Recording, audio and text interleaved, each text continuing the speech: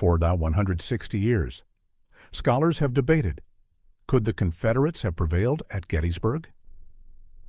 Now, drawing from General Edward Porter, Alexander's own incisive critique.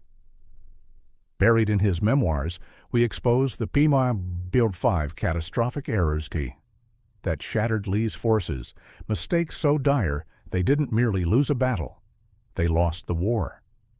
Before we reveal these pivotal missteps, help safeguard this history for posterity. Like, subscribe, and tap the notification bell to ensure you never miss our explorations of America's most decisive moments. Picture yourself on Gettysburg's sacred ground, where the nation's destiny hung in the balance. General Robert E. Lee's Confederate troops stood poised to strike a crushing blow. Yet disaster ensued. What if fatal miscalculations and leadership failures doomed their cause before the battle even began? We dissect 5 key reasons. Confederate victory was unattainable, errors so monumental they altered the Civil War's course. From absent cavalry to fractured artillery. You'll uncover the fatal flaws in Lee's campaign that dashed Southern ambitions. By the end, you'll view Gettysburg anew, understanding exactly why the Confederates fell short. Honor Bar, June 22, 1863. As Confederate forces marched north into Pennsylvania, General Robert E. Lee issued orders to Cavalry Commander J.E.B. Stuart. Historians still dispute the directive's precise phrasing, but most agree Lee instructed Stuart to split his horsemen. Some guarding mountain passes, others protecting General Richard Ewell's flank. In a contentious decision, Stuart ventured farther east than Lee likely intended, seeking supplies and harassing Union operations. This allowed Union forces to wedge themselves between Stuart's cavalry and Lee's main army. As a result, Stuart was forced to detour north, delaying his return until late on July 2, 1863. This left Lee without critical cavalry intelligence. During Gettysburg's first 2 days, horsemen acted as the Army's eyes, scouting enemy positions and movements. Without them, Lee fought blind at a pivotal moment, undermining his strategic choices. Confederate artillery officer Edward Porter Alexander later denounced Stuart's actions as a colossal blunder. Dividing cavalry violated fundamental military doctrine, unity of force. Such raids seldom delivered tactical advantages, but invited grave peril, Alexander argued. He insisted. Cohesion should have outweighed risky gambits. Had Stuart been present from the start, Alexander believed the battle's result might have shifted. Full Confederate strength early on could have created openings for victory. By allowing Stuart's detachment, Lee took an unnecessary risk that crippled Gettysburg's defense. Most historians side with Alexander. Stuart's absence changed the battle's trajectory. Whether due to Stuart's decisions or Lee's unclear orders, this episode highlights how miscommunication and strategic failures shape military outcomes. Without Stuart's cavalry, Lee lost critical intelligence that could have given the Confederates an advantage. On June 30, 1863, John Betch, a brigade from Bois-Marne, General Harry Heath's division, entered Gettysburg searching for shoes. They believed General George Meade's Union Army was 15 to 20 miles south, expecting no resistance. But as Confederates advanced, they stumbled upon entrenched Union cavalry. Instead of attacking, Heath withdrew, returning on a July 1st, with his full division, and Dorsey Pender's reserves.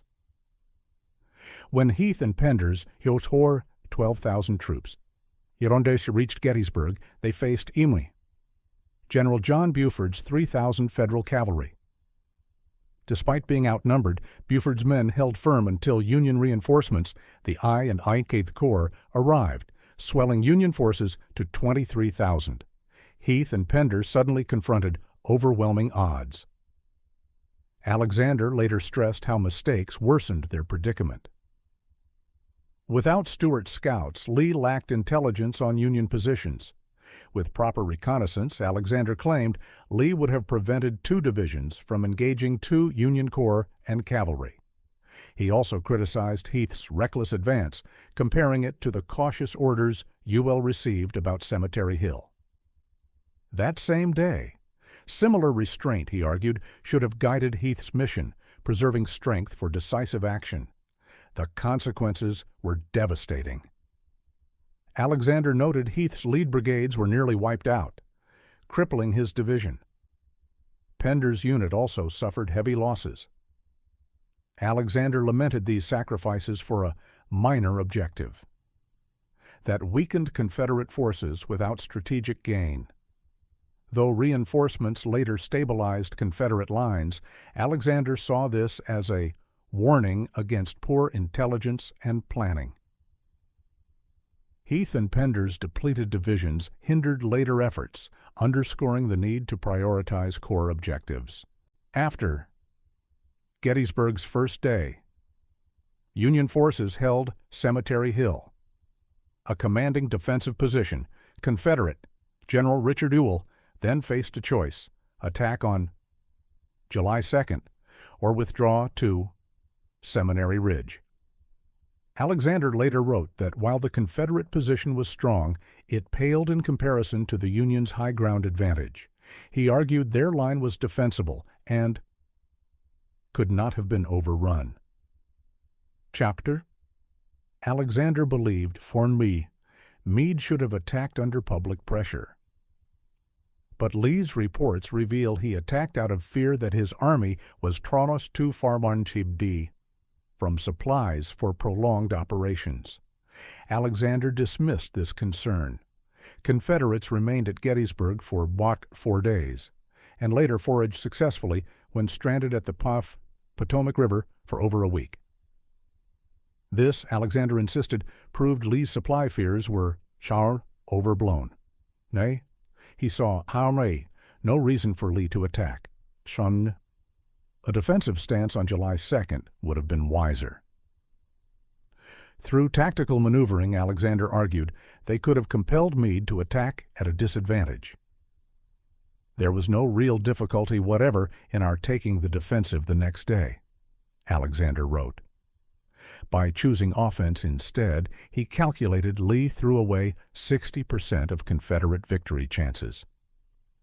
At Gettysburg, Alexander considered this the battle's and campaign's decisive turning point, a blunder that cemented Confederate defeat. It demonstrates how wartime decisions reshape history's course. While Lee's boldness galvanized troops, Alexander's analysis suggests restraint might have conserved Confederate strength and altered the war's trajectory. In later reflections, Alexander acknowledged Seminary Ridge was defensible, but no match for the Union's Cemetery Hill fortress. He called the Federal position the strongest the war ever saw,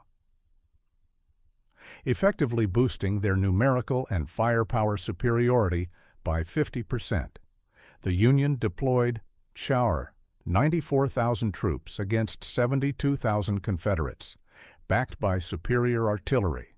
Combined with elevation, Alexander deemed Union defenses unbreakable. Witnessing this, he condemned Confederate preparations for July 2nd. No reconnaissance occurred, and no nighttime adjustments were made. No proper reconnaissance happened, Alexander noted, allowing Meade to reinforce unchallenged. Truly, that night, it was pie for Meade. Alexander also criticized Ewell's corps deployment. After positioning near Gettysburg, Ewell sought permission to take Culp's Hill. Lee consented, but Ewell failed.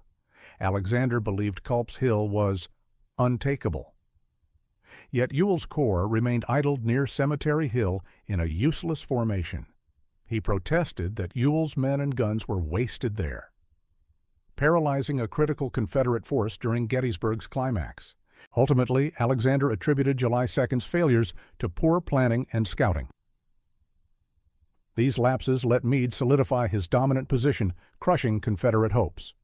On July 3rd, General James Longstreet assigned Alexander to command one corps artillery for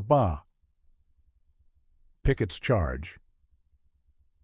His orders: launch a barrage to smash Union lines, crush morale, and clear the infantry's path. As Alexander put it, they aimed to tear the enemy limbless before advancing, but Confederate artillery suffered from fragmented leadership.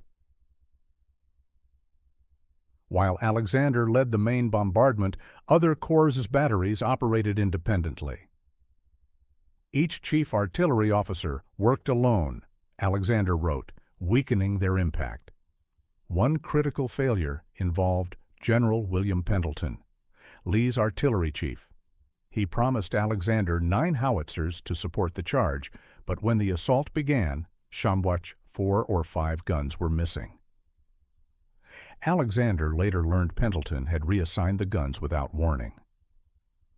Those lost artillery pieces could have turned the tide, Alexander mourned. Another critical failure. Lieutenant General A.P. Hill positioned 65 guns on Seminary Ridge, yet none supported Pickett's charge, even as troops marched directly beneath them. Worse, Hill had squandered ammunition earlier that morning on pointless skirmishes. But Alexander saved his harshest rebuke for Mundine, Lieutenant General Richard Ewell's artillery. The Confederate line curved around the Union's fishhook formation, offering perfect flanking fire opportunities. Yet Ewell's guns missed their moment.